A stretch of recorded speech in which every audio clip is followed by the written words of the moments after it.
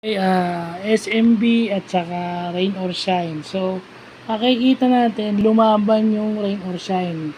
Kaso ang lalim lang na itong San Miguel na kahit sino pwedeng pumutok. Actually, 4 o 5 sa San Miguel yung nag-double figures. Siyempre, given na doon si Junmar. Ito, pinapakita, di ba? Bukod kay Junmar, si Trollano, si Lassiter, tsaka si Romeo. Di ba?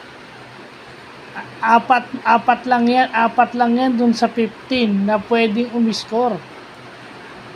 Di ba? So, given na yun, no? Lahat sila pwedeng umiscore. Well, especially yung mga mga hindi pumapasok yung 3-point shots na nung Rain or Shine, no? Kasi binibilisan nila yung laro,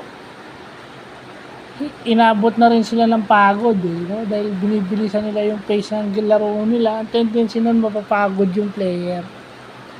Ang kagandahan lang nun, kaya na may maintain yun because Yeng Giao is ginagawa o ginagamit yung buong roster niya kaya kaya nasusustain yung run. Pero kung ang San Miguel, kagaya niya, kita mo, 1, 2, 3, 4, may 5. May 5 pa lang double figures yung San Miguel. So, ang hirap talunin nung kung 5.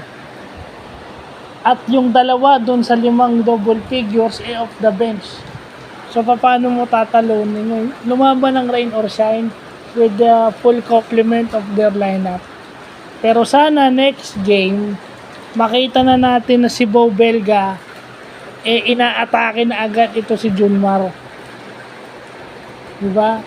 I mean, Bo Belga should shoot immediately every time po pwede. Kasi, kailangan mo nang pagtrabahuin si Junmar sa defense.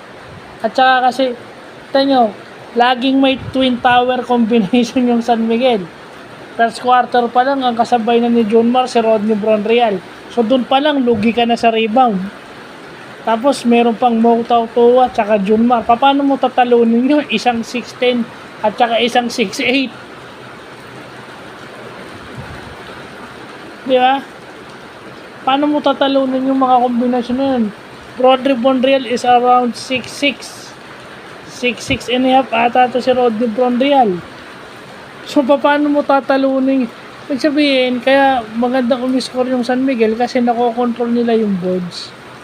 So, yun yung mga, sa tingin ko, issues na kailangang i-address ng Rain or Shine. So, yun lang.